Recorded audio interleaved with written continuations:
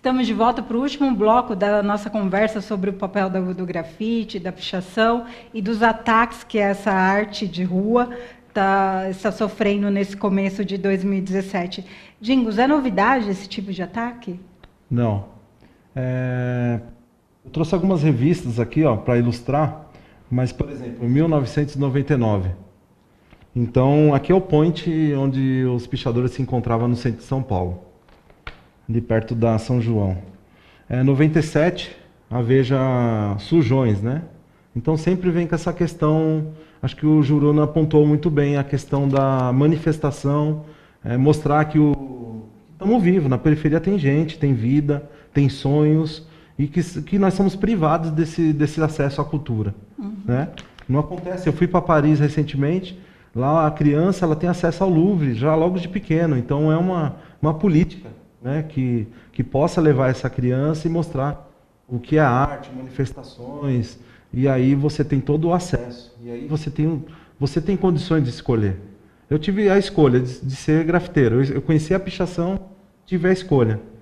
Escolhi ser grafiteiro, então isso eu conheci na escola por uma visão de uma diretora, não foi de professor, nada disso. A diretora, ela tinha a visão disso. No Walter Negrelli, Jardim Piratininga, a dona Cida, que era do PT, e que ela tinha essa visão. Pô, está acontecendo algo, se o jovem está se expressando na carteira... Canalizar, né? Canalizar, mostrar, não é punição. Não precisamos de punição. O que ele vai gerar mais revoltas, né? Essa política. A pichação, aqui, ó.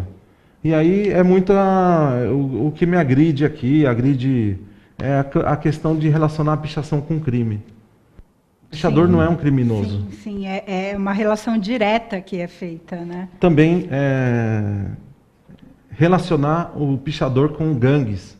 Existe a grife, sim, existe. Teve um tempo, nos anos 80, 90, que teve duas grifes de Zona Leste, que aí teve confrontos, mas que aí o jovem percebeu que, e a grife, que muitos chamam de gangue, ela vem dos Estados Unidos para nós, através de filmes, ideais culturais, né? De você defender o bairro. Então, tudo isso foi mudando, essa transformação. Então, você vê que, nós estamos no 2017, volta isso, me deixa triste não, isso aqui é bonito, isso aqui é feio.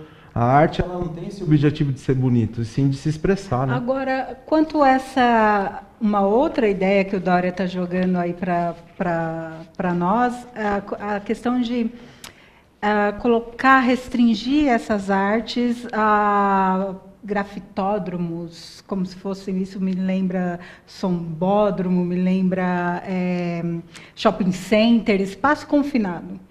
Em Miami tem um espaço que é um espaço privado, os artistas são convidados a participar.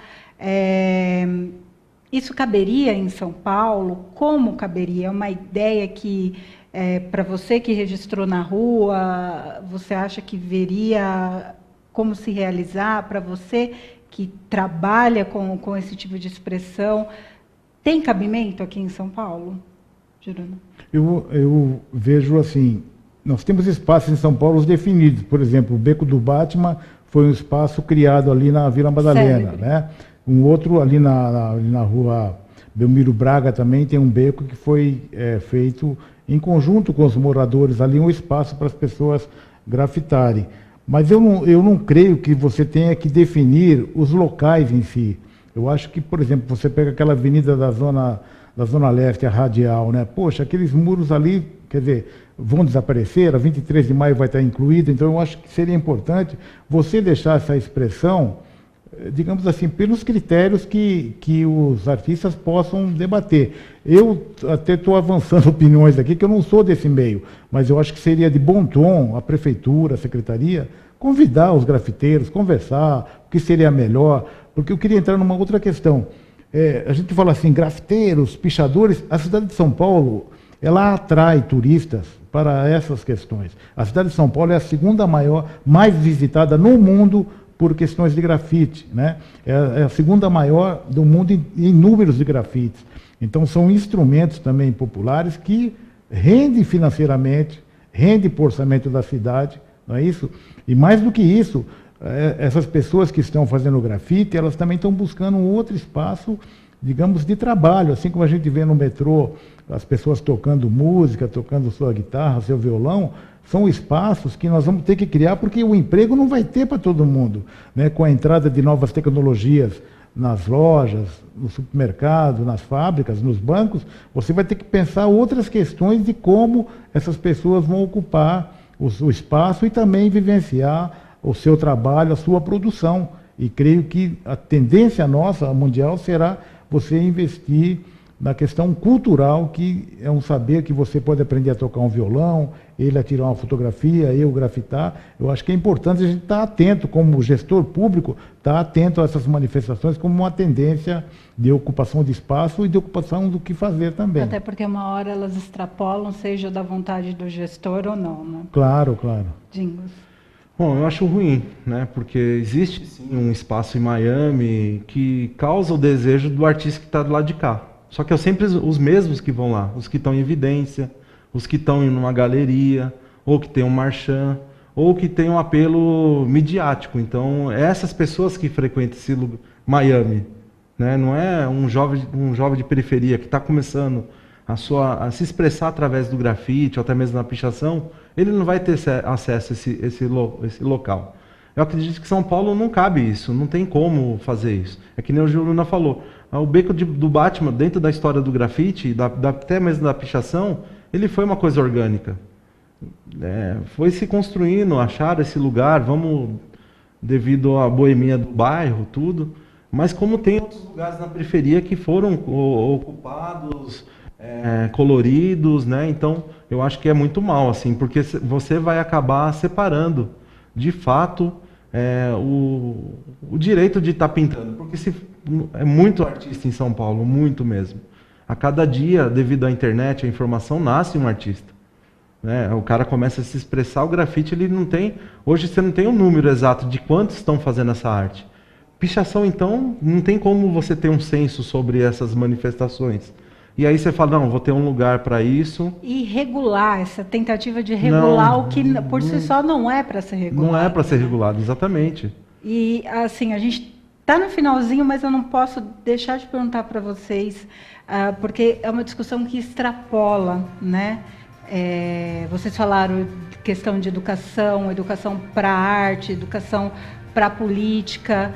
Vocês acham que essa é uma tendência que pode contaminar outras estruturas de poder que a gente tem no Brasil atualmente? Eu acho que nós temos que pensar políticas públicas voltadas para a vida contemporânea, o momento que nós estamos vivendo. Muita coisa vai mudar, muita coisa tem mudado, mas às vezes a gente não se adapta enquanto políticas públicas. Por exemplo, nós precisamos de pediatria hoje ou precisamos de mais geriatria? Quer dizer, vamos cuidar mais da criança ou vamos pensar em cuidar dos idosos? Eu acho que esse debate nós temos que fazer. Então, o número de desempregados, nós estamos com 12 milhões de desempregados. Nós conseguiremos gerir todo esse desemprego? Que instrumentos nós podemos criar? Eu acho que em outros países esse debate já está sendo feito e creio que no nosso país será necessário também. Legal. Dingos? Eu perdi um pouco o foco mas eu acredito que realmente eu perdi o... Educação, essa falta de diálogo, a expressão de um modo de governar? Tem que investir em educação, sim. Tem que dar essa possibilidade de ouvir o outro, né? Ouvir essa cidade. Eu acho que mas nós corremos um grande risco, desde o governo federal até o municipal. Eu vejo, isso me assusta bastante. E vejo que pouco nós temos força para reivindicar isso. O impeachment, para mim, foi uma coisa assim, que falta de diálogo. Uma minoria decidir um futuro de um país. Você vê que acabou o diálogo. Se congela o investimento na educação, na cultura, e isso está vindo para o Estado, para a questão municipal. Isso me assusta bastante. Gente, a gente está no finalzinho do nosso programa. É um papo que rende e que é necessário. A gente não deixou de falar aqui em nenhum momento de política, de educação, que são as nossas pautas cotidianas, mas hoje a gente trouxe uma discussão que é tudo isso expresso em forma de arte. E eu te convido a participar desse debate com a gente nas redes sociais e nos próximos programas, porque certamente a gente vai voltar a esse assunto. Obrigada, Gingos, obrigada, Juruna, e até o próximo Visão Trabalhista Entrevista. There is a quote by John Cage. When you start working, everybody's in your studio. The past, your friends, enemies, the art world, and above all, your own ideas. All are there. But as you continue painting, they start leaving, one by one, and you are left completely alone. Then, if you are lucky, even you leave.